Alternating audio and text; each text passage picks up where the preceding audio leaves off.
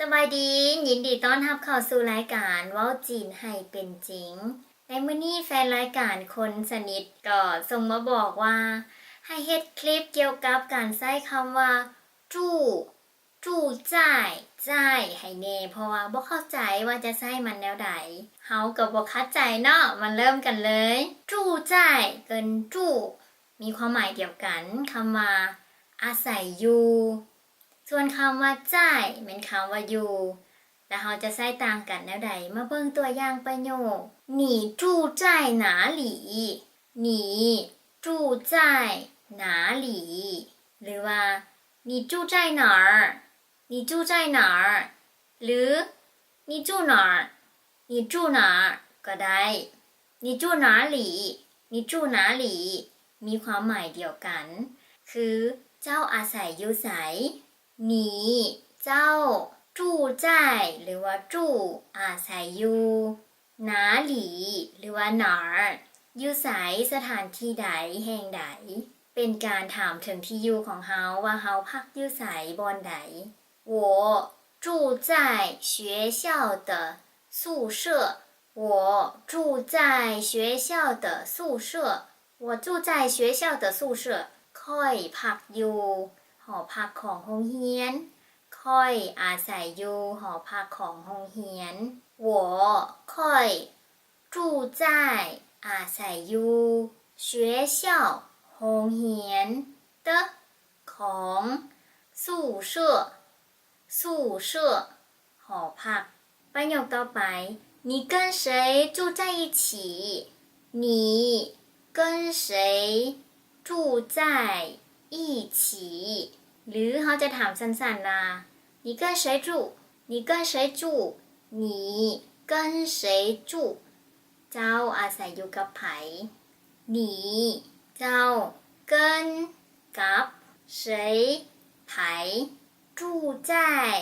อาศัยอยู่一起นำกัน你跟谁住在一起你跟谁住在一起เจ้าอาศัยอยู่นำกันกับไผเป็นคำถามที่ค่อนข้างเป็นทางการและยาวถ้าเฮาอยากเว้าแบบสั้นๆเฮาก็เว้าว่า你跟谁住你跟谁住你跟谁住ภาษาลาวก็เว้าว่าเจ้าอยู่นำไผ我跟朋友住在一起我跟朋友住在一起ค่อยอาศัยอยู่นำกันกับหมู่我跟朋友住在一起หรือว่าแบบสั้นๆว่า我跟朋友住我跟朋友住ค่อยอยู่กับหมู่朋友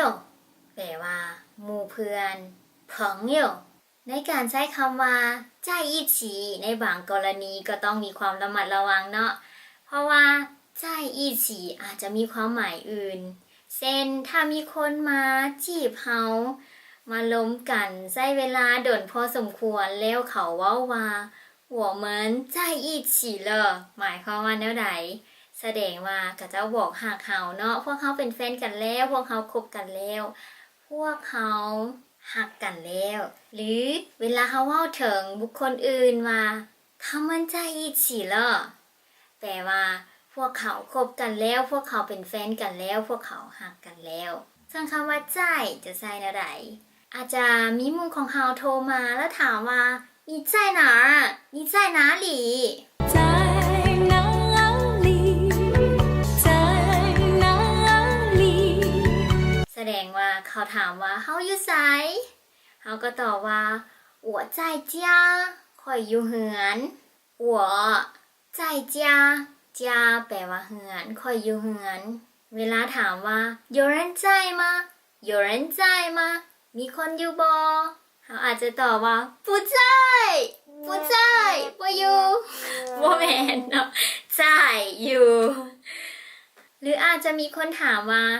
你现在在哪里你现在在哪儿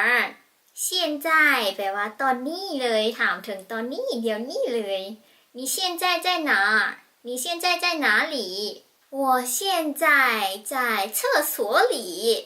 我现在在厕所里ค่อยอยู่ในห้องน้ำ厕所แปลว่าห้องน้ำหวังว่าคลิปนี้จะเป็นประโยชน์ในการใช้คำว่า จู่ใจกับใจว่ามันใส่ต่างกันแล้วใดเนาะถ้ายังมีคำถามสามารถฝากคอมเมนต์มาถามได้หรืออินบ็อกซ์เข้ามาก็ได้ขอบใจที่ติดตามอย่าลืมกดไลค์กด Subscribe และกดแชร์ให้หมู่เพื่อนของทานได้ติดตามน้ำกันพบกันใหม่ในคลิปหน้าบ๊ายบายใจเจีย